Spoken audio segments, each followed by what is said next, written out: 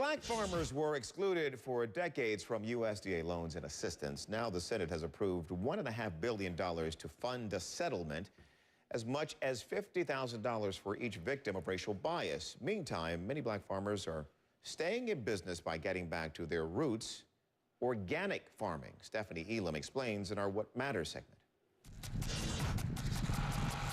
In a tight economy and with federal funding sometimes tough to get, some black organic farmers are still struggling to stay afloat. Robbie Graham knows about it firsthand. She was born into organic farming. Now she runs a farm in Jacksonville, Georgia, with her husband, Hilton. Even when I was growing up, the black farmers didn't get the same attention that other farmers got. And I haven't seen any changes in it even up to date. So Graham took matters into her own hands, getting help wherever she could.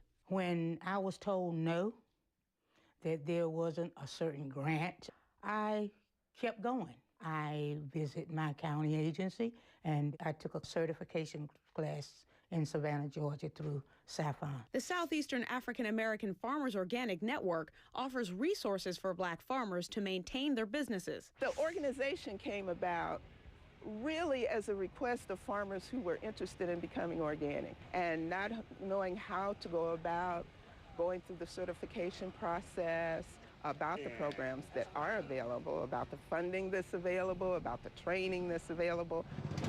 Growing organic produce came naturally for many black farmers. Historically and culturally, when you go back and you look at African Americans in the agricultural industry, a good many of what was called conventional farmers at that time were actually growing organically with the use of cow manure and et cetera. And the reason for that was another economic reason.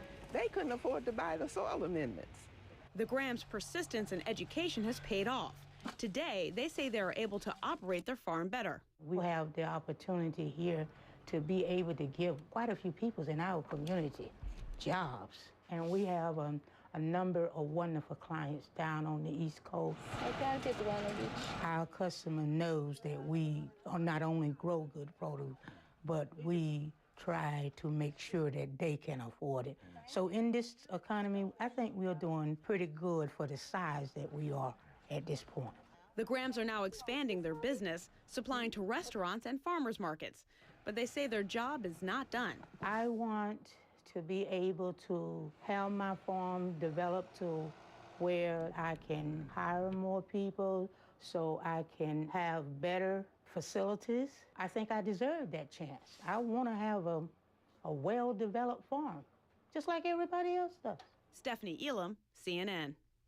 To read more stories that matter to all of us, just pick up the latest issue of Essence magazine right now. Hey, Roger, let's get back to those pictures from the Macy's Holiday Parade there in Portland. We've got a band up now. We'll be back in a moment. You're in the CNN Newsroom.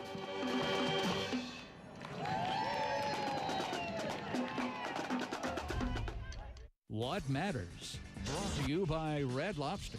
Enjoy your favorite seafood and steak combination only during a surf and turf event at Red Lobster.